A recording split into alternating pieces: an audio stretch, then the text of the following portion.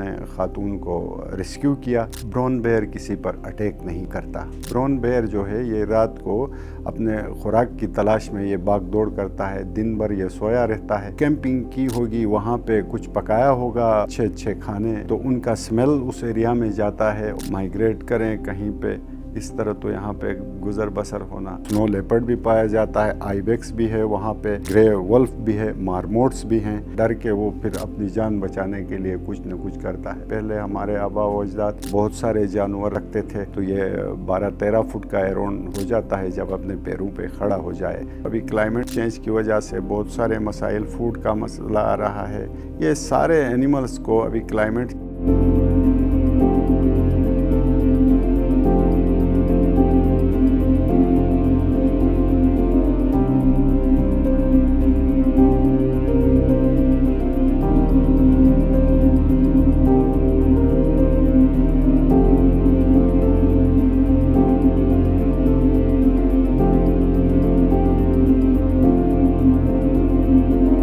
आजकल social media में चल रही है कि वो ब्राउन बेयर ने देवसई जो नेशनल पार्क है वहाँ पे एक खातून को अटैक किया था। ब्राउन बेयर किसी पर अटैक नहीं करता। तो वो वहाँ पे जहाँ ये कैंप्स वहाँ पे लगते हैं, उस एरिया में तकरीबन कुछ जगह हैं, वहाँ पे वाइल्ड लाइफ डिपार्टमेंट ने उनको कैंप लगाने की परमिट किया है।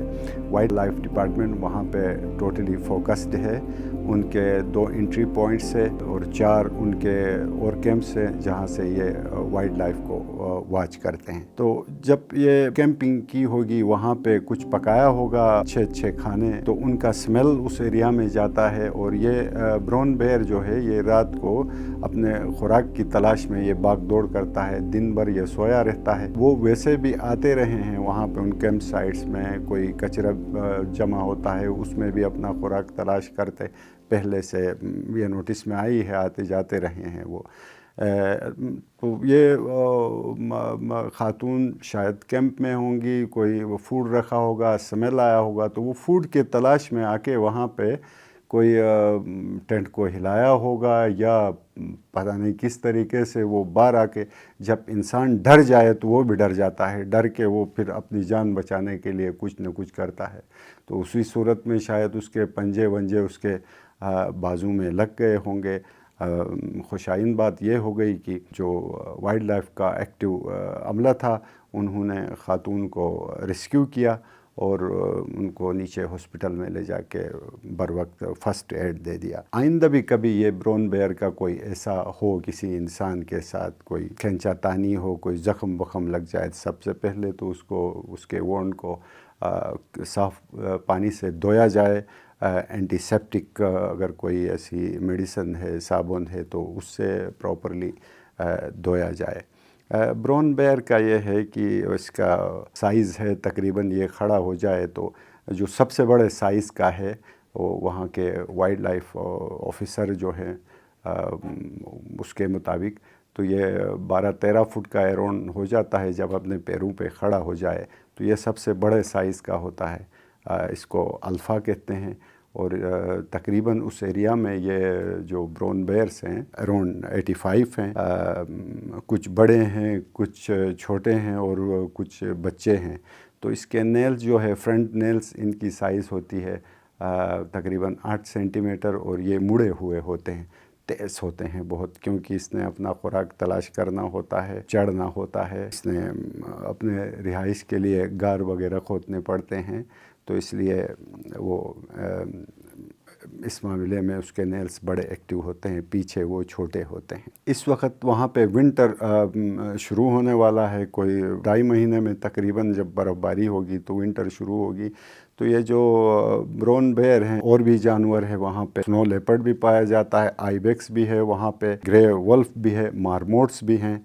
तो वो सारे अपने फूड के तलाश में होते हैं सारे। फिर जब बर्फ़बारी होती है तो वो छुपते हैं जाकर अपने अपने एरिया में।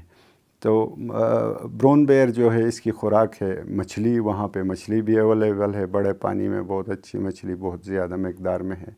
मार्मोट्स वो खाता है, जड़ी बूटियाँ खाता है, घास वो खाता है, रूट्स वो खाता है। انسان کے پیچھے وہ نہیں بھاگتا۔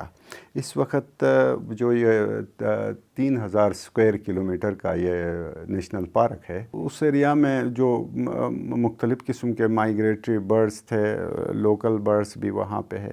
یہ سارے اینیملز کو ابھی کلائمیٹ چینج کی وجہ سے بہت سارے مسائل، فوڈ کا مسئلہ آ رہا ہے، تو وہ سارے بھی خواہ ڈسٹرب ہوں گے، تبھی تو یہ کیمپس کے ایریا میں خوراک تلاش کر رہے ہیں۔ وہ قدرتی جو ان کا طریقہ کار تھا، اس سے ان کو خوراک پورا نہیں ہو رہا ہے۔ آبادیاں تھی نیشنل پارک کے ساتھ، تو وہاں کے لوگوں کا بھی یہ کہنا ہے کہ یہ کلائمیٹ جو چینج ہو گیا ہے، اس کی وجہ سے ہمارے لیے بھی بہت سارے مسائل آ گئے ہیں۔ پہلے ہمارے آبا و اجداد بہت سارے جانور رکھتے تھے، اور ان کا ٹوٹلی ریلائی جو ہے وہ اپنے اسی ویدر پہ ہی ہے۔ وہ اپنے جانور پالتے ہیں وہاں پہ، بھیڑ بکریاں، گائے ویل وغیرہ، اپنی سبزیاں اگاتے ہیں، تو اسی پہ ہی ان کا گزر بسر ہوتا ہے۔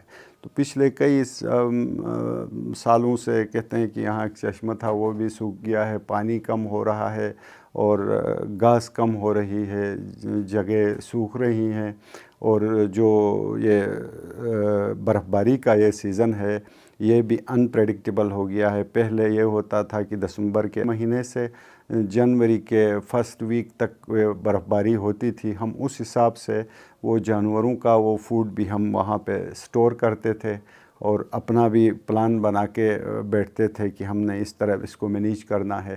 ابھی نومبر میں ہی برف باری آتی ہے، اور پھر ہمارا وہ سٹاک کرنے کا وہ سلسلہ بھی ڈسٹرب ہوتا ہے، اور جا کے لیٹ یہاں سے برف اٹھتی ہے۔ تو اس لیے ہم بھی ان مسائل کا شکار ہیں بری طرح۔ تو پھر ہم سوچ رہے ہیں کہ مائیگریٹ کریں کہیں پہ۔ اس طرح تو یہاں پہ گزر بسر ہونا مشکل ہے۔ ہم کافی عرصے سے اس چیز کو فیس کرتے ہیں کہہ کر۔